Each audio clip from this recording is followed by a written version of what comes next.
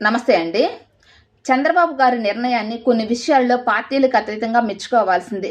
బాధితులకి సత్వర న్యాయం జరిగేలాగా చంద్రబాబు నాయుడు గారు కొన్ని నిర్ణయాలు తీసుకుంటుంటారు.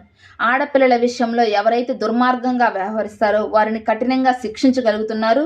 అది చంద్రబాబు నాయుడు గారి పరిపాలన అయితేనే అలా జరిగేది.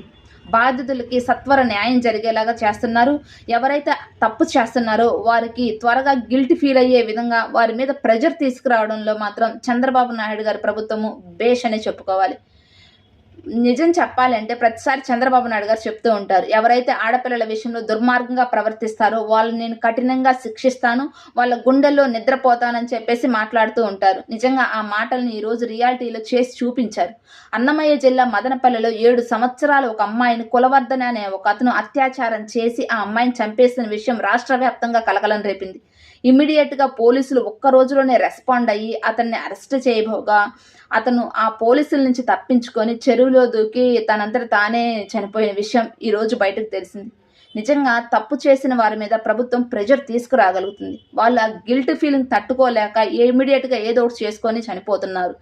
మొన్న ఈ మధ్య ఒక మున్సిపల్ ఆఫీసర్ తాత కూడా ఒక స్కూల్ పాపని తోటలోకి తీసుకెళ్లి రేప్ చేసిన విషయం అందరికీ తెలిసిందే కదా. ఆయన మీద కూడా ప్రభుత్వం ఇదే విధంగా ప్రెజర్ తీసుకురాగలిగింది.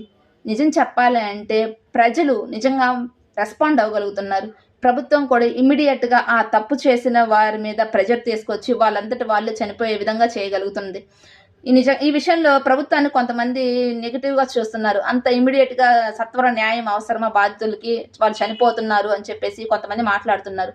వాళ్ళకి తెలియాల్సింది ఏంటంటే అవతల చిన్న పిల్లలు, పసిపిల్లలు, తెలిసి తెలియని వాళ్ళు, వాళ్ళ మీద ఆ విధంగా అత్యాచారాలు చేసి వాళ్ళని చంపేస్తూ ఉంటే వీళ్ళని తీసుకెళ్లి జైల్లో పెట్టి మేపాలా? రేపు బయటకొచ్చినా గానీ ఇదే గదా చేసేది. ఇలాంటి వాళ్ళని కఠినంగా శిక్షిస్తే రేపు వాళ్ళని చూసి వేరే వాళ్ళు చేయకుండా ఉంటారు. నిజంగా ఈ విషయంలో కూటమి ప్రభుత్వాన్ని మెచ్చుకోవాల్సిందే. చంద్రబాబు గారి ప్రభుత్వాన్ని ఈ విషయంలో ప్రతి ఒక్కరు పార్టీలకు అతీతంగా ఈ విషయాన్ని సమర్థించాలి. తప్పు చేసిన వారి మీద ప్రభుత్వం ప్రెషర్ తీసుకురాగలుగుతుంది. వాళ్ళు ఆ గిల్ట్ ఫీలింగ్ తట్టుకోలేక వాళ్ళంతట వాళ్ళే చనిపోతున్నారు. ఇది నిజంగా చంద్రబాబు నాయుడు గారి ప్రభుత్వానికి మంచి పేరు.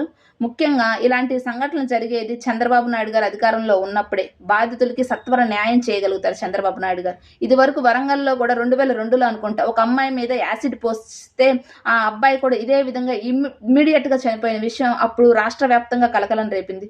ఇప్పుడు మళ్ళీ చంద్రబాబు నాయుడు గారు అధికారంలో ఉన్న సమయంలో ఎవరైతే అమ్మాయిల విషయంలో తప్పుగా వ్యవహరిస్తున్నారో వారు నిజంగా ఇమ్మీడియేట్‌గా వాళ్ళు గిల్ట్ ఫీలింగ్ ప్రభుత్వం నుంచి ప్రెషర్ తట్టుకోలేక వాళ్ళంతట వాళ్ళే చనిపోతున్నారు.